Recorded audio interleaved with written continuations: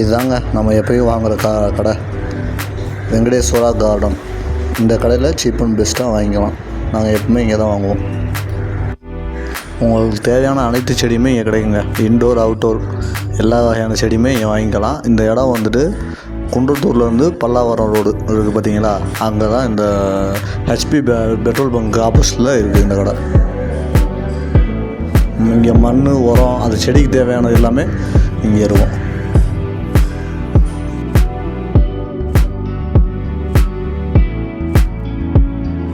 எல்லோரும் தயாராக இருக்கிறீர்களா? இருக்கிறோம் அண்ணா. வணக்கம் and welcome to RR vlogs. இன்னைக்கு நம்ம நர்சரிக்கு வந்திருக்கோம். ஏன் அப்படின்னு பார்த்தீங்கன்னா, சரி கொஞ்ச நாளாகவே செடி அதிகமாக கவனிக்கல, கொஞ்சம் வந்து கவனிப்போம் நம்ம மாடி தோட்டத்தில் இருக்க செடியை. நெக்ஸ்ட்டாக ஏன்னா செடி வாங்கலாம் அப்படின்னு சொல்லிட்டு தான் நம்ம வந்து நர்சரிக்கு வந்திருக்கோம். கொஞ்சம் ஒரு செடி வாங்கிக்கிட்டு அதுக்கு தேவையான சம்மந்தப்பட்டது எல்லாமே வாங்கிட்டு போகலாம் அப்படின்னு சொல்லிட்டு வந்திருக்கோம். The next day. தென்கிழக்கு தேன் சிட்டு செம்பருத்தி பூ முத்து இதுதான் கோகோ பிட்டு. கோகோ பிட்டா? ஆமா.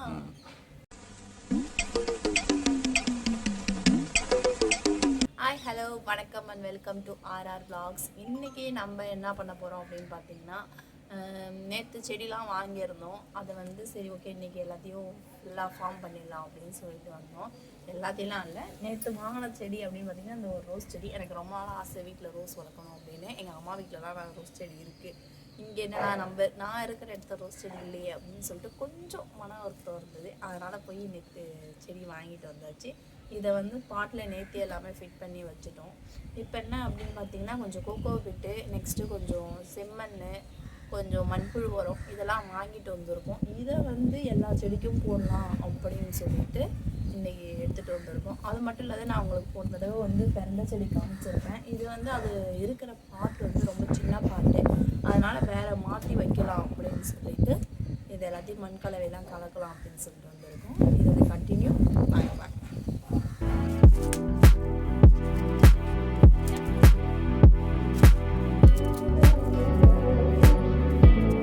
இயற்கை உரம், மாட்டு சாணம் கலந்த செம்மண் இருக்கும்.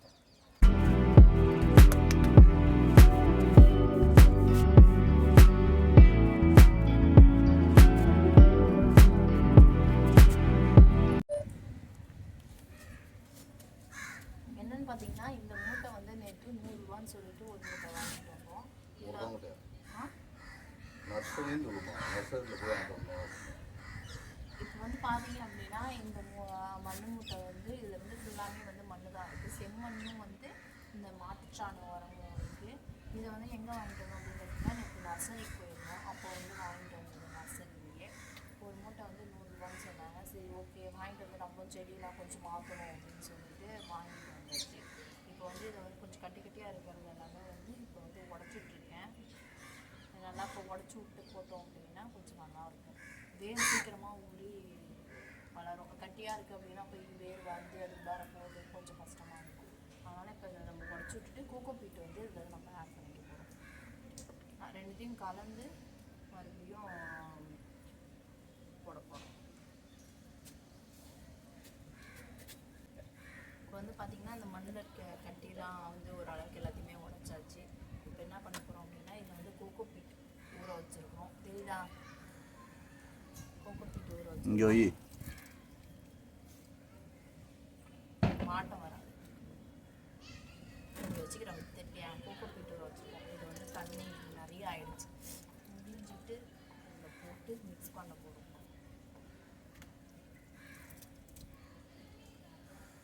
இதுக்கு எந்த அளவுக்கு தேவையோ நம்ம மிக்ஸ் பண்ணும்போது நம்மளுக்கே தெரியும் இந்த அளவுக்கு போதும் அப்படின்னு.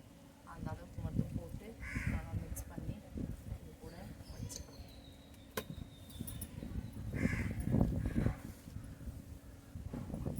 நல்லா மிக்ஸ் பண்ணிக்கலாம்.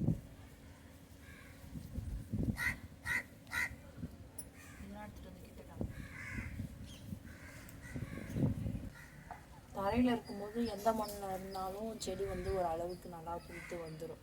ஆனால் வந்து நம்ம பாட்டில் வைக்கிறோம் அப்படின்னா அது வந்து நம்ம செம்மண் கலவையில் வச்சோம் அப்படின்னா இன்னுமே நல்லாயிருக்கும். சீக்கிரம் துளுத்து வரும், மண் ஈரத்தன்மை இல்லாமல் போகாது. வெயில் டைமில் கொஞ்சம் எல்லா வேறு எதுனா மண்ணில் வச்சோம் அப்படின்னா சீக்கிரம் வந்து வாடி போயிடும். அந்த மாதிரி ரீசன்லாம் இருக்கும். ஆனால் வந்து செம்மண்ணில் வச்சோம் அப்படின்னா அந்த வெயில் டைம் ஆகட்டும் மழை டைம் ஆகட்டும் கரெக்டான தண்ணியில் இருந்துக்கிட்டு கரெக்டாக அதுவாகும். அவ்வளோதான். இப்போ வந்து நம்ம இந்த மண் கலவையை கலந்து முடிச்சோம். இது இப்போ எந்த செடிக்கு அப்படின்னா பிறந்த செடி இதே மாதிரி 10 மாந்தி இருக்குது. நிறைய மண் தான் கலந்துருக்கும், இருந்தாலும்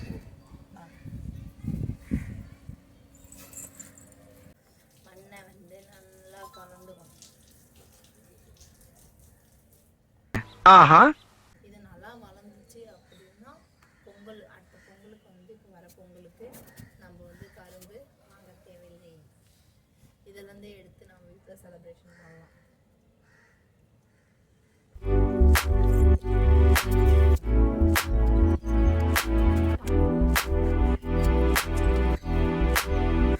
வந்து பார்த்தீங்கன்னா இது வந்து ஒரு சைடாக தான் நட்டுருக்கேன். இந்த கரும்பு இந்த நீட்டில் தான் நட்டுருக்கேன். இதில் வந்து வேறு எதனா செடி நம்ம நட்டுக்கலாம் அப்படின்லாம் கீரை விதை அந்த மாதிரி எதனா போட்டுக்கலாம் அப்படின்னு சொல்லிட்டு மீதி எடுத்து விட்டுருக்கேன். இது வந்து என்ன அப்படின்னு பார்த்தீங்கன்னா நம்ம வீட்டு அவரை செடி இருந்தது, அதை வந்து கொஞ்சம் கட் பண்ணி போட்டு வச்சுருந்தேன். அதை எடுத்து வந்து இந்த சைடில் வச்சுருக்கேன். ஏன் அப்படின்னா அது மக்கும். அது மட்டும் இல்லாமல் இந்த ஊல்ஸில் வந்து மண் வராமல் இருக்கும். ஏன்னா சாக்கு வந்து ஒரு அளவுக்கு தான் பத்துச்சு, மீதி அளவுக்கு வந்து இதை அப்படி வச்சு மண் அது மேலே வச்சுருக்கேன்.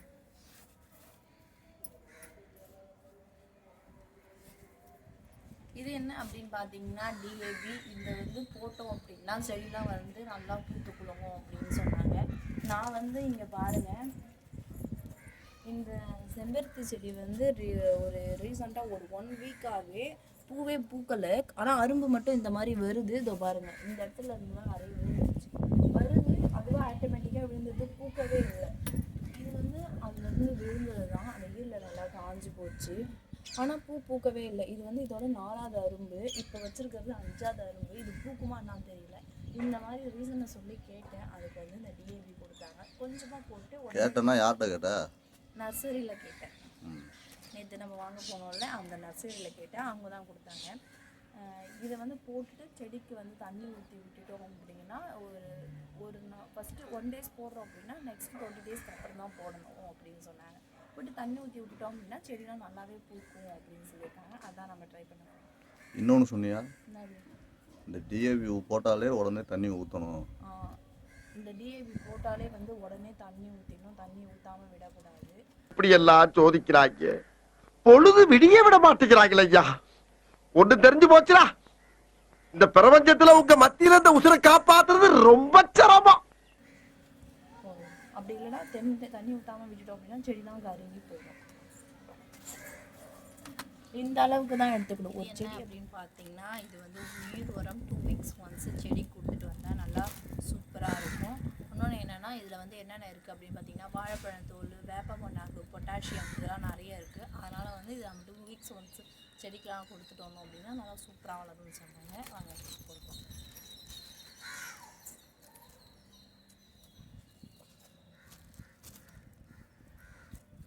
போட்டுட்டு நம்ம தண்ணியை ஊற்றிக்கலாம்.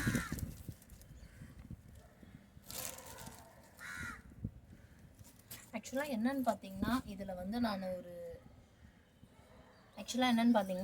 நான் ஒரு குண்டுமல்லி செடி எடுத்துகிட்டு வந்து வச்சுருந்தேன். இங்கே கொஞ்சம் எலி நடமாட்டம் இருக்கிறதுனால கடிச்சு போட்டுடுச்சு. ஆனால் தினமும் இதை தோண்டிக்கிட்டே இருக்குது, விடவே இல்லை.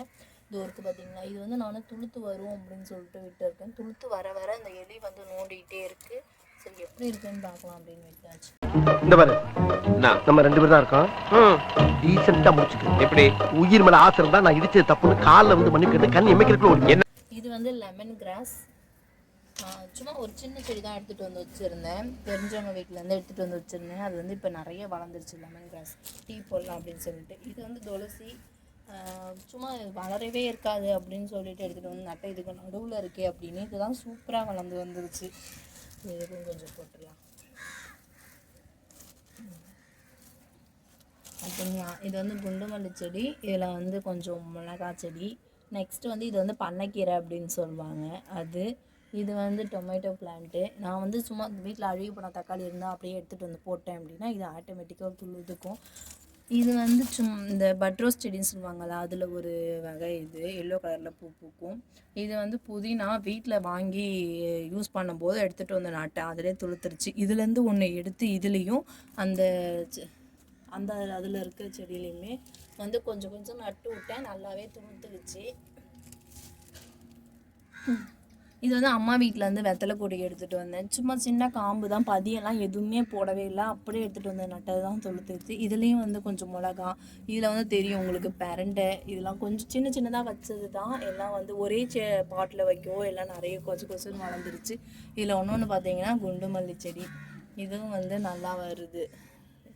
ஃபஸ்ட்டு துளுக்காதோ அப்படின்னு நினச்சேன், இது எல்லாமே நல்லா வருது. நெக்ஸ்ட்டு இதில் பார்த்திங்க அப்படின்னா இது வந்து பண்ணைக்கீரை. இதோடைய பூ இப்படி தான் இருக்கும். பண்ணைக்கீரையோடைய பூ நல்லா பெரிய செடியாக வளரும். நம்ம இப்போ நான் இதுக்கு முன்னாடி காட்டின பண்ணைக்கீரையிலேருந்து இந்த அளவுக்கு வந்து நம்ம நிறைய இருந்தது அப்படின்னா பறித்து நம்ம வந்து பொரியல் பண்ணிக்கலாம், நிறைய இருக்குது அப்படின்னா. இது வந்து எதுக்காக விட்டு வச்சுருக்கேன்னா விதைக்க வேணும், இந்த மாதிரி நிறைய போடலாம் அப்படின்னு சொல்லிட்டு அதுக்காக விட்டு வச்சுருக்கேன். இதில் வந்து ஒன்று பார்த்திங்கன்னா மிளகா செடி. அது வந்து என்னென்னா நம்ம சின்ன இந்த மாதிரி இதில் தான் வச்சுருக்கேன். இதில் தான் வச்சுருக்கேன். 2 மிளகா வந்திருக்கு பாருங்கள், தெரியுதா? 2 மிளகா செடி. 1 மிளகா செடியில் 2 காய் வந்திருக்கு. 2 மிளகா செடியா? 2 மிளகான்னு சொல்லாமல் மிளகா செடி. சரி விடு, ஃப்ளோவில் அப்படி வந்துருச்சு. அப்புறம் ஏய், என்னைய வச்சு ஒன்றும் காமெடி கிமெடி பண்ணலையே.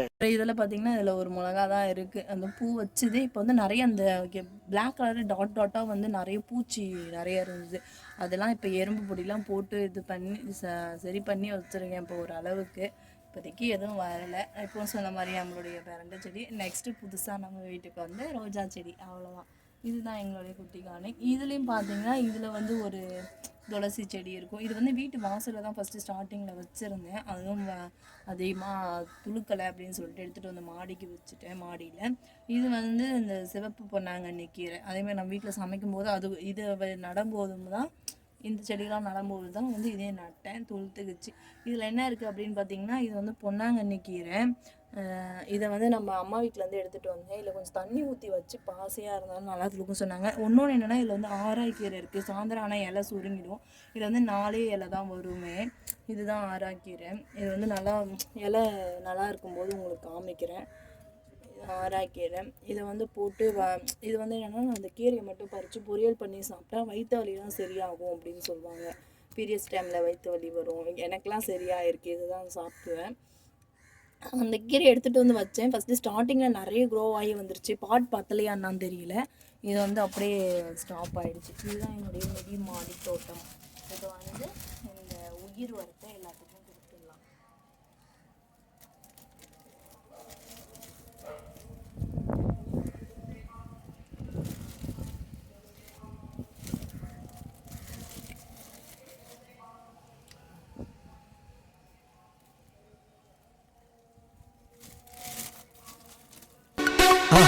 மறக்காம சர்ப்ரைஸ் பண்ணுங்க. தேங்க்யூ.